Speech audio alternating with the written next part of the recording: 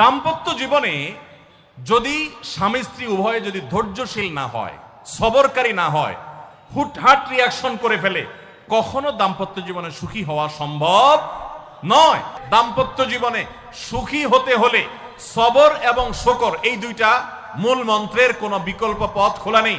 সেটা স্বামীর জন্য প্রযোজ্য, স্ত্রীর জন্য প্রযোজ্য।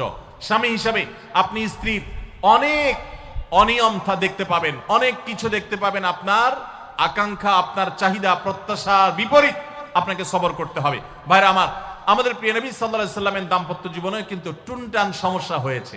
আপনারা মনে করতে পারেন নবী সাল্লাল্লাহু আলাইহি সাল্লামের ঘর, ওনার স্ত্রীগণ সাহাবী, তারা উম্মুল মুমিনিন, আমাদের মা, এত মর্যাদাবান মানুষ, তাদের আবার ঝামেলা হয়েছে।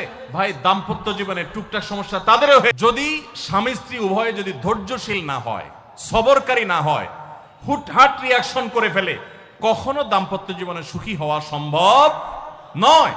মনে রাখতে হবে, একসাথে থাকতে গেলে, দুইটা পাতিল একসাথে থাকতে গেলে টুনটান লাগে না, বাধে হয় না? আপনার কাছে যদি কেউ এসে গাল গল্প দেয়, দেখবেন অনেকে গাল গল্প দেয়।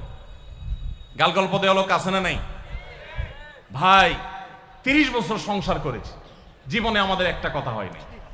ডাহা মিথ্যুক, এ লোক ডাহা মিথ্যুক।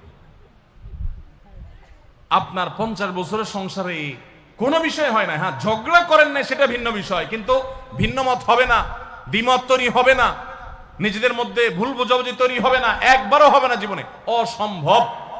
মুহাম্মদ সাল্লাল্লাহু আলাইহি সাল্লামের ঘরে যদি হয়ে থাকে, আলী রাদিয়াল্লাহু তাআলা ফ্যামিলিতে যদি হয়ে থাকে, সাহাবীদের ঘরে ঘরে যদি হয়ে থাকে, আপনি কে?